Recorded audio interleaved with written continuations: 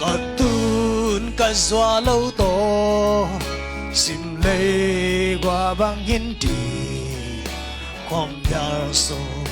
bầy vạc sụp đi băng hiên và nào khát sang lâu to sang xin chú chỉ băng thế trì nhà hôn là cả tuôn nâu kỳ khá băng hiên lại lung ngoan ông lâu na vàng mù bằng ai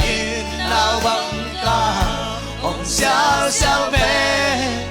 giờ phá bằng hồng lệ nghi cả sáng lại toa lông lệ hồng lệ min nó nắng lâu in ngồi sim lệ độc nào cây nắng lâu in cây à đình độc na ông cây hồn ba Giêsu lâu to hồn ba Giêsu lâu to sim lệ mà chẳng xoan in tuy biết nung tuy bao tuy bạc làm bằng hi và lao khát sang lâu to và lao khát sang lâu to sang xin chú chỉ bằng thế tuy hoa là cả quân quang cầm mang bằng hi amen hallelujah lại lưng hoa đồng lâu là phá vụ bằng ai nào bằng cả hồng sáng về giao phá bằng hồng lệ nghi cả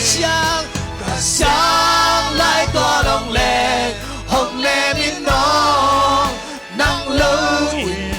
nói sim lệ độc nào cây nắng lâu in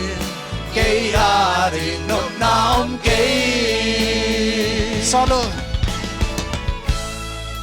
ute na ute tuni na inisim nun tang na Giêsu lo tai nun ta khun sau pi ta ko bikin tai sot dei pi tak Giêsu ta nung ta lo hiang tunin Giêsu sam ding hiang Giêsu to inun tang nang le i hak sat na te pen to pan gom pi dinga alim lo yan te hong lim dinga in sunga i tui te pen lenga zuyung suak ding hi tunin na to Giêsu nun ta na samin nanun tang na hak sat na ke pe hong do da na ka na ke po lunam nang khe sak ding hi cả tuôn cả gió lâu to sim lê qua băng hiên đi không nhang sung mây vàng sung ít băng hiên và lao cả sang lâu to san xin chú chỉ băng thế nhà hôn là cả tuôn nâu kỳ khá băng hiên lại đừng qua năm lâu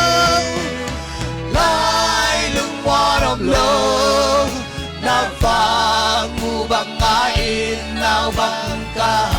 hồng sáng về giao phá bằng hồng lệ nghi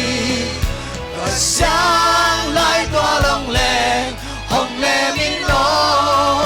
nắng lâu in nói xin lệ độc nào cây nắng lâu in cây à đình độc nam cây chorus kitchen lại lưng hoa đồng lâu na vàng mù bằng ai nào bằng cả hồng sáng về giao phá bằng hồng lệ nghi cả sáng lại tỏa lòng lệ hồng lệ nghi đó nắng lâu in nói xin lệ độc nào cây nắng lâu in cây à đình độc nào cây nắng lâu in nói xin lệ độc nào cây nắng lâu in cây à đình độc nào cây hallelujah hallelujah to pan min than na tang ta hen Amen. amen